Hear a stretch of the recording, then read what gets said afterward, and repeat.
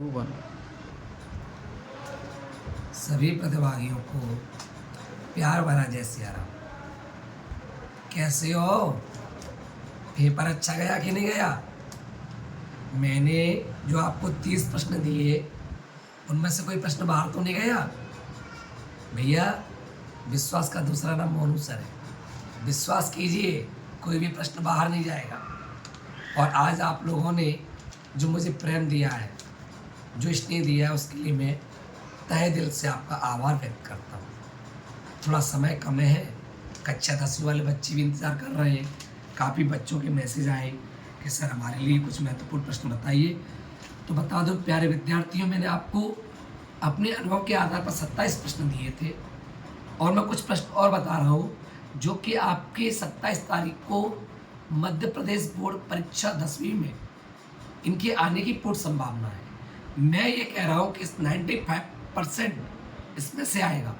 आप बस याद कर लो मेरे कहने से, रट डालो, कोई भी बाहर नहीं जाएगा। तो पहला प्रश्न क्या है उसको बता दूं मैं आपको। गोपियों द्वारा उद्धव को भाग्यवान कहने में क्या व्यंग निहित है? अगला क्वेश्चन है, मर्यादा न रहे के माध्यम से कौन सी बात मर्यादा न रहने की बात कही जा रही है?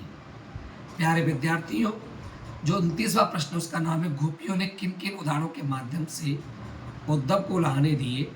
अगला प्रश्न है, उद्धव द्वारा दिए गए योग के संदेश ने गोपियों की विरागनी में घी का काम कैसे किया? प्यारे विद्यार्थियों, अगला जो प्रश्न बताने जा रहा हूं वो भी बहुत महत्वपूर्ण है। कवि आत्मकथा लिखने से क्यों बचना चाहता है? कृष्ण के प्रति अपने अनन्य प्रेम को गोपियों ने किस प्रकार अभिव्यक्त किया? ये प्रश्न है। इसके अलावा परशुराम के क्रोध करने पर लक्ष्मण के धनुष टूट जाने के लिए कौन से तर्क दिए? लक्ष्मण ने वीर योद्धा की दो कौन सी विशेषता बताई? और अगला प्रश्न है, राम लक्ष्मण की दो विशेषता बताइए। अवधी भाषा किन क्षेत्रों में बोली जाती है? जो अभी मैं प्रश्न बता रहा हूं, मैं दावे के साथ कहता हूं, यदि आप इन प्रश्नों को कर लोगे तो इनमें से कोई प्रश्न बाहर नहीं जाएगा। अगला प्रश्न है, आत्मकथा सुनने के संदर्भ में अभी समय भी नहीं, कवि ने ऐसा कुछ। अगला प्रश्न है, उस प्रश्न का नाम है, कवि बादल से फुहार रिमझिम बरसने के स्थान पर गरजने के लिए क्यों कहता है?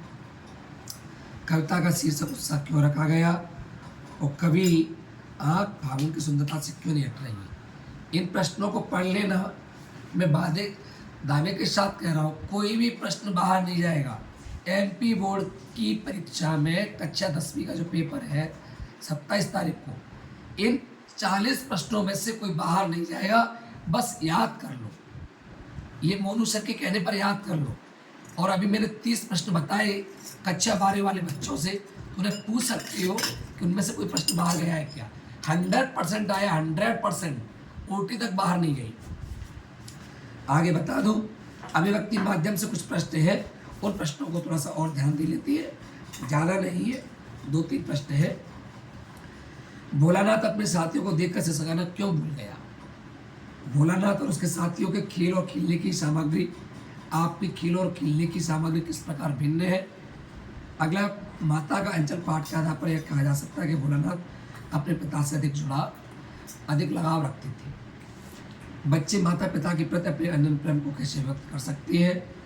इसके अलावा अगला प्रश्न है, कभी श्वेत तो कभी रंगीन पताका को फहराना किन अलग अलग अवसरों की ओर संकेत करता है? इसके अलावा प्रकृति के उस अनंत और विराट स्वरूप को देखकर लेखिका को कैसी अनुभूति होती है? अंतिम प्रश्न बची है, मैं क्यों लिखता हूँ? आगे के अनुसार प्रत्यक्ष अनुभव की